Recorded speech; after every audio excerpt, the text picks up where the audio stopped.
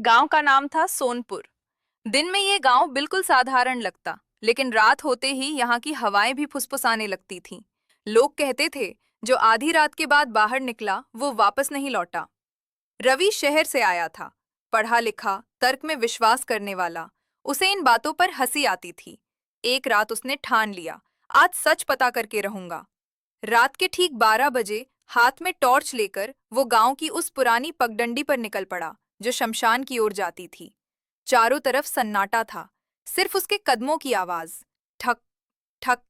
अचानक उसकी टॉर्च झपकी, और उसी पल पीछे से किसी के चलने की आवाज। रवि रुका, आवाज भी रुक गई। कोई है? उसने हिम्मत जुटाकर पूछा। कोई जवाब नहीं, लेकिन हवा में अचानक ठंड घुल गई। वो आगे बढ़ा ही था कि उसे रास्ते के किनारे एक पुराना लालटेन जलता दिखा। अजीब बात, गांव में तो अब कोई लालटेन इस्तेमाल ही नहीं करता।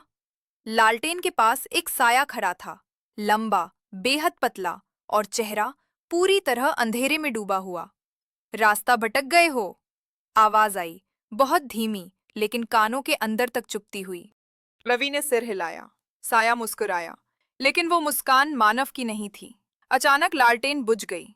अगले ही पल रवि को लगा जैसे किसी ने उसकी कलाई पकड़ ली हो। पकड़ इतनी ठंडी थी कि रगों में खून जमने लगा। यहाँ से कोई जिंदा नहीं जाता। आवाज अब कानों के बाहर नहीं, दिमाग के अंदर गूंज रही थी। रवि ने जोर से झटका मारा और भागने लगा, लेकिन रास्ता बदल चुका था। जो पगडंडी सीधी जाती थी, वो अब गोल गोल घूम रही थी। हर मोड़ पर वही साया, और हर बार थोड़ा और पास। रवि की सांसें टूटने लगीं। आखिरी बार उसने पीछे मुड़कर देखा। साया अब पूरा दिखाई दे रहा था। चेहरा, उसका अपना चेहरा। चीख भी गले में ही मर गई। सुबह गांव वालों ने शमशान के पास एक लाश देखी। आंखें खुली थीं, चेहरे पर जमी थी अंतहीन दहशत। लोग बोले, बेरहम मौत आई थी और अपना शिकार लेकर चली गई।